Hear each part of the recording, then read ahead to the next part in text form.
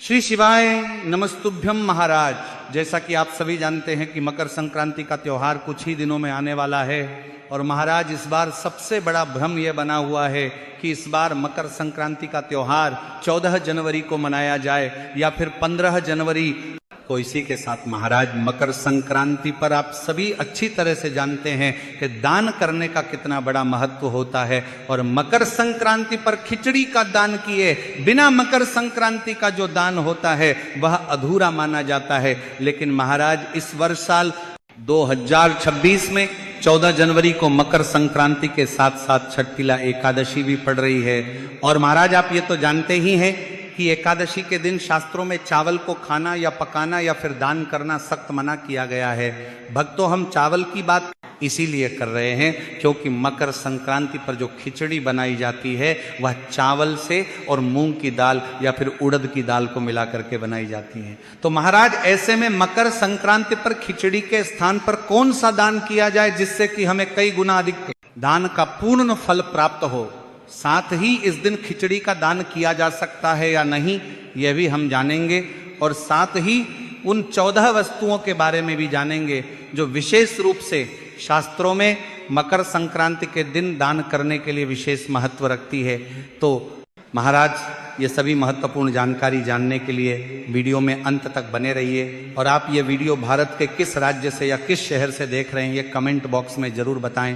तो महाराज की सबसे पहले तो आपको ये बता देते हैं कि आखिर इस वर्ष मकर संक्रांति का त्यौहार 14 जनवरी को मनाया जाएगा या फिर 15 जनवरी को, क्योंकि महाराज जी यदि हम गलत तिथि पर और गलत समय अनुसार मकर संक्रांति के पर्व प्रदान करते हैं तो उसका फिर हमें कोई भी फल प्राप्त नहीं होता है। तो महाराज ध्यान दीजिए कि जब सूर्य का धनु राशि से मकर राशि में प्रवेश होता है तब मकर संक्रांति का पर्व मनाया जाता है। और महाराज इस वर्ष सूर्य का उत्तरायण यानी कि सूर्य का मकर राशि में प्रवेश 14 जनवरी को दोपहर में लगभग 3:13 पर होगा। ऐसे में महाराज शास्त्रों में स्पष्ट बताया गया है कि जब सूर्य का उत्तरायण होता है उसी समय मकर संक्रांति मनाई जाती है। तो इसीलिए इस वर्ष मकर संक्रांति का त्यौहार 14 जनवरी 2026 बुधवार के दिन ही मनाया जाएगा। इसी के साथ महाराज मकर संक्रांति पर शक्तिला एकादशी पढ़ने के कारण भक्तों के मन में एक और संशय बना हुआ है कि आखिर इस दिन खिचड़ी का दान किया जा सकता है या नहीं, खिचड़ी बनाकर के खाई जा सकती है या नहीं, क्योंकि खिचड़ी चावल और मूंग की दाल या उड़द की दाल को मिलकर ही बनाई जाती है और एकादशी के दिन चावल खाना या चावल का दान करना वर्जित बताया गया है। ऐसे में खिचड़ी का दान कब और कैसे करें। तो महाराज मकर संक्रांति और शक्तिला एकादशी का एक ही दिन आना स्वाभाविक रूप से श्रद्धालुओं के मन में भ्रम उत्पन्न करता है, विशेषकर खिचड़ी को लेकर।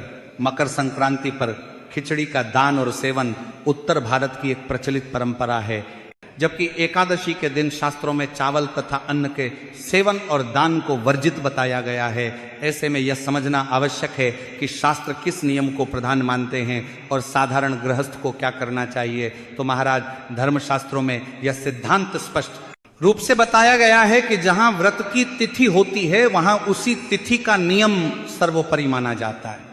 शक्तिला एकादशी भगवान विष्णु से संबंधित एक अत्यंत पुण्यदायी व्रत है और एकादशी के नियम सभी व्रतों में सबसे कठोर माने गए हैं। पद्म पुराण, विष्णु पुराण और नारद पुराण जैसे ग्रंथों में एकादशी के दिन चावल खाने को निषिद्ध बताया गया है।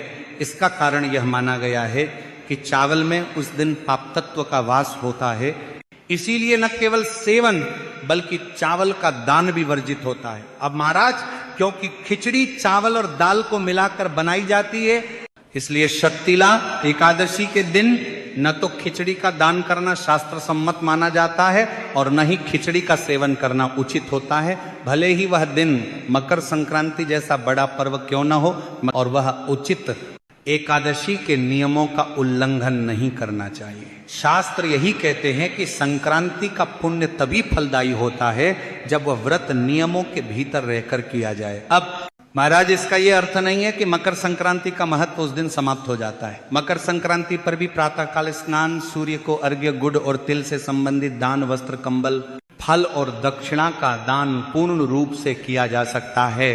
और महाराज षट्टिला एकादशी होने के कारण उस दिन तिल का विशेष महत्व और भी अधिक बढ़ जाता है, क्योंकि इस एकादशी में तिल से स्नान, तिल का उबटन, तिल का दान और तिल से हवन को अत्यंत पुण्यकारी माना गया है। जो श्रद्धालु मकर संक्रांति की खिचड़ी की परंपरा निभाना चाहते हैं वे उसे अगले दिन द्वादशी को बनाकर दान कर सकते हैं, या संक्रांति के पुण्यकाल के बाद जब एकादशी समाप्त हो जाए तब खिचड़ी का दान और प्रसाद किया जा सकता है। ऐसा करने से न तो एकादशी का दोष लगता है और न ही मकर संक्रांति का पुण्य नष्ट होता है।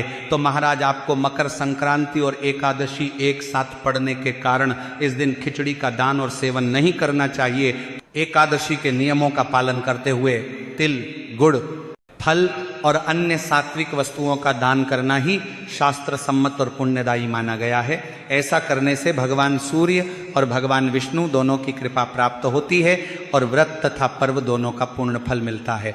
तो चलिए महाराज, अब हम उन 14 वस्तुओं के बारे में भी जान लेते हैं जिन्हें आपको इस मकर संक्रांति पर दान अवश्य ही करना चाहिए, जिससे कि आपके जीवन के जो सारे दुख हैं, कष्ट है, वह सभी समाप्त हो सके और आपकी जो समस्त अधूरी मनोकामनाएं हैं वह सभी पूर्ण हो सके। महाराज आप ये तो अच्छी तरह से जानते हैं कि मकर संक्रांति पर दान पुण्य का कितना अधिक महत्व होता है, और इस वर्ष मकर संक्रांति पर षट्टिला एकादशी का महासंयोग भी बन रहा है। ऐसे में इस दिन आप चाहे किसी भी प्रकार का दीपदान करें या किसी भी प्रकार का अन्नदान करें, यानी कि किसी भी प्रकार का आप दान मकर संक्रांति पर करें, उसका आपको कई गुना अधिक फल प्राप्त होता है। तो महाराज सबसे पहले तो दान का अर्थ केवल सोना चांदी या बड़ी बड़ी धनराशि का दान करना ही दान नहीं होता है, बल्कि दान का असली महत्व तब होता है जब आप किसी जरूरतमंद व्यक्ति को उसकी जरूरत की चीज दे देते हैं, तो उसे ही असली दान कहा जाता है।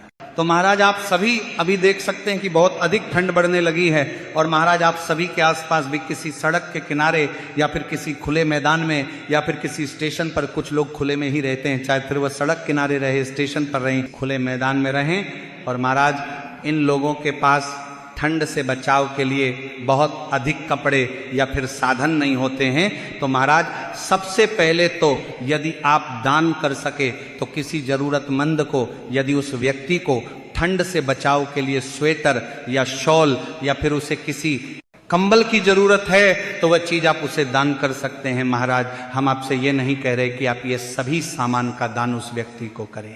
उस व्यक्ति को जिस वस्तु की सख्त जरूरत है उस वस्तु का भी आप उसे दान कर सकते हैं, या फिर रोड किनारे या किसी भी जगह। खुले में कुछ बच्चे भी होते हैं जो ठंड से तड़प रहे होते हैं, उन्हें भी आप कंबल दान कर सकते हैं या ठंड से बचाव के कपड़े दान कर सकते हैं। तो वह आपको मकर संक्रांति के दिन बहुत अधिक दुआ देंगे, और जब वह खुश होकर के और हृदय से आपको दुआ देंगे तो निश्चित रूप से आपकी जो भी अधूरी मनोकामनाएं हैं, आपके जीवन में जो भी कष्ट संकट चल रहे थे, वह सभी आपके द्वारा किए गए मकर संक्रांति पर उन जरूरतमंदों के दान से दूर हो जाएंगे। तो महाराज सबसे पहला दान तो आप इस प्रकार से, यदि आपका सामर्थ्य हो तो कर सकते हैं कि आप किसी भी जरूरतमंद की मदद इस मकर संक्रांति पर जरूर करें। अब भक्तों बात करते हैं अगले दान के बारे में, जो कि है खिचड़ी का दान।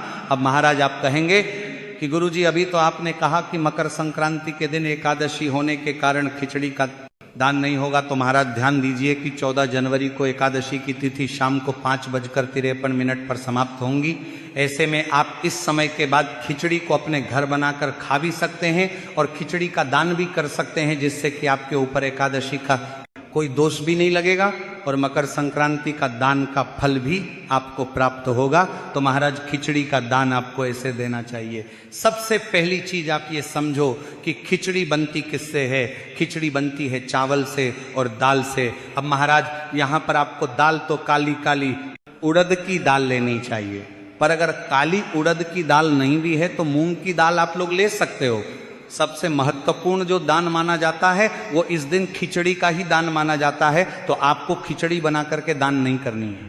तो महाराज आपको एक पात्र लेना है, उसमें आधे तो चावल लेने हैं और आधी आपको मूंग या फिर उड़द की दाल ले लेनी। यानी कि आपको इस पात्र में आधे चावल और आधी दाल दोनों को मिला लेनी है, क्योंकि ये दोनों चीजें अलग अलग इस दिन नहीं दी जाती हैं। कच्चे चावल और कच्ची दाल को मिलाकर ही इस दिन दान किया जाता है और इसका ही हमें फल मिलता है।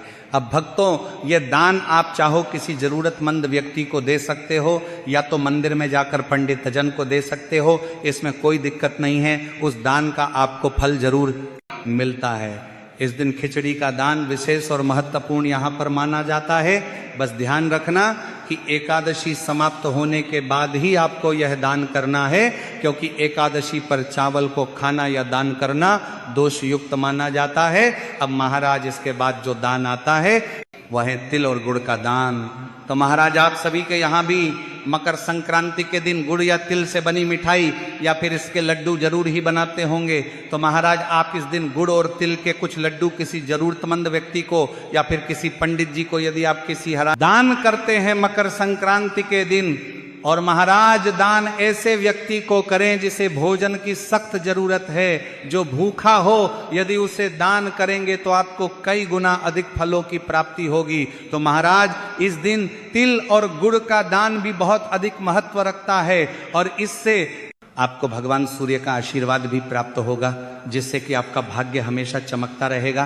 क्योंकि महाराज शास्त्रों में ऐसा बताया गया है, जो भी व्यक्ति तिल और गुड़ का दान मकर संक्रांति के दिन करता है तो उसके कई प्रकार के कार्य सही होने लगते हैं, यानी कि कर्ज से मुक्ति मिलने लगती है, सभी कार्यों में सफलता मिलने लगती है और सारे कार्य आपके बनने लगते हैं। अब महाराज अगला जो दान आता है वह है सप्तधान का दान। इसका भी एक अलग ही महत्व होता है। मकर संक्रांति के दिन दान करने का सप्तधान का मतलब आप समझ ही रहे होगे, नाम में ही है कि 7 तरह की धान, 7 तरह का अनाज। अब वो 7 तरह का अनाज कैसे दिया जाता है ये सबसे पहले सुनो। तो महाराज ये सप्तधान एक ही पात्र के अंदर अलग अलग दी जाती है, जिसे सप्तधान कहते हैं, अलग अलग दिया जाता है। मतलब एक ही पात्र के अंदर अलग अलग पात्र में रखकर ये सप्तधान को दान किया जाता है। तो देखो सप्तधान में सबसे पहले आता है गेहूं। तो क्या करना है, थोड़े से किसी पात्र में गेहूं रख लेना है। उसके बाद में दूसरे नंबर पर आता है चावल। तो आपको थोड़े से चावल भर के रख लेना है, लेकिन ध्यान रखें इसमें भी चावल है तो आप ये दान एकादशी की समाप्ति के बाद ही कीजिए।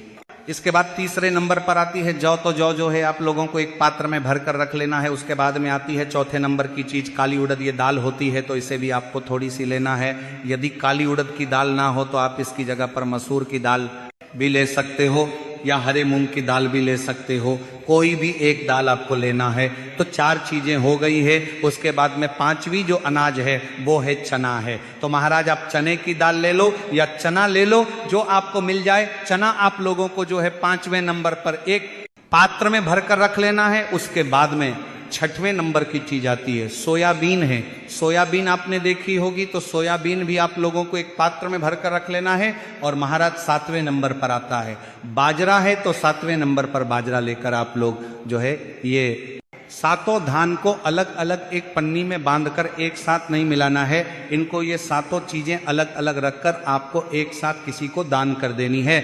इसके बाद में महाराज अगला जो दान आता है वो आता है घी का। तो अगर आप किसी को थोड़ा सा भी घी इस दिन दान करते हो, घी जो कि शुद्ध देसी गाय के दूध का होता है, या कोई भी घी आप दान करते हो तो उसका भी आपको फल मिलता है। इस दिन नमक दान करने का भी विशेष महत्व बताया गया है। तो अगर आप लोग नमक भी इस दिन दान करते हो तो उसका भी बड़ा ही यहाँ पर महत्व बताया गया है। अब महाराज यहाँ पर हमने आपको बहुत सारी चीजें दान में करने के लिए बताई है। तो अब आप लोग कहोगे क्या हम लोगों को ये सारी चीजें दान करनी है या हम कोई एक चीज भी दान कर सकते हैं? तो देखो इसका सीधा सा हम आपको जवाब देते हैं। इस दिन अगर किसी दान की महत्वता बताई जाती है वो 14 नंबर में बताई जाती है। चाहे अगर आप दीप दान भी कर रहे हो तो 14 दीप दान आप लोगों को इस दिन करना चाहिए। अब महाराज ये 14 दान कैसे किया जाता है वो भी जान लो। तो देखो हमने तो आपको अलग अलग सामग्री अगर हम बताई है, और आपको जो है 14 दान कैसे कर पाओगे इतनी सामग्रियों में? तो देखो हम आपको एक उदाहरण देते हैं। जैसे कि आप तिल्ली और गुड़ के लड्डू का दान कर रहे हो तो आपको 14 लड्डू रख लेने हैं अपने साथ में। इसके अलावा महाराज आप कोई बर्तन भी दान दे सकते हो। अब बर्तन जैसे लोटा है तो लोटा चाहो तो एक भी दान दोगे तो चल जाएगा। गिलास है वो भी एक दान दोगे तो भी चल जाएगा। थाली वगैरह है वो भी एक दान दोगे तो चल जाएगा। अगर आपकी क्षमता है कि वो भी 14 आप लोग दे सकते हो किसी को दान में तो वो भी अच्छा माना जाएगा। अब ये 14 चीजें आपको अलग अलग व्यक्तियों को नहीं देनी है, किसी एक ही व्यक्ति को, जरूरतमंद व्यक्ति को अगर आप 14 चीजें दान करोगे एक साथ तो उसका आपको यहाँ पर फल मिलेगा। अब इसी के साथ में एक चीज और आती है कि ये जो दान आप लोग देने वाले हो ये कभी भी ऐसे खाली नहीं दिया जाता है। कोई भी चीज आप लोग दे रहे हो उसके अंदर कुछ ना कुछ आपको भर के देना है। जैसे कि हम सबसे पहले बर्तनों की बात कर लेते हैं। बर्तन जैसे आप गिलास दे रहे हो, थाली दे रहे हो, तो उनको खाली कभी नहीं दिया जाता है। या तो इसके अंदर कुछ अनाज भर के दो या तो कुछ पैसे रख के दे दो, खाली कभी नहीं देना चाहिए इन चीज़ों को। इसके बाद में अगर आप कुछ कपड़े वगैरह दे रहे हो तो इसके साथ में आप कुछ पैसे रख दो, क्योंकि ये आखिरी में जो पैसे होते हैं इसलिए रखे जाते हैं कि अगर हमारे दान में कोई कमी भी होती है तो वो ऊपर से जो भेंट रखी जाती है वो उस कमी को पूरी कर देती है। हालांकि आप अपनी तरफ से कमी नहीं छोड़ते हो, पर जब भी एक भाव के रूप में वो कमी जो है ऊपर से जो भेंट हम रखते हैं उससे पूरी हो जाती है। तो इसलिए अगर आप लोग कोई भी चीज़ दे रहे हो तो उसे खाली नहीं देना, उसको भर कर ही देना है। कोई ऐसी चीज़ दे, जैसे लड्डू दे रहे हो तो लड्डू को आप किसी बर्तन के अंदर रख कर दोगे तो चल जाएगा, उसमें फिर आपको अलग से भेंट रखने की ज़रूरत नहीं है। खाली लड्डू दे रहे हो तो फिर थोड़े बहुत अलग से पैसे 10 जितना आपसे बनता है आप वो साथ में जरूर रख के दिया करो, ये बहुत ही यहाँ पर अच्छा माना जाता है। तो भक्तों, यदि आपको ये जानकारी उचित लगी हो तो वीडियो को लाइक करें, चैनल को सब्सक्राइब करें, और आप ये वीडियो कहाँ से देख रहे हैं कमेंट में जरूर बताएं। धन्यवाद।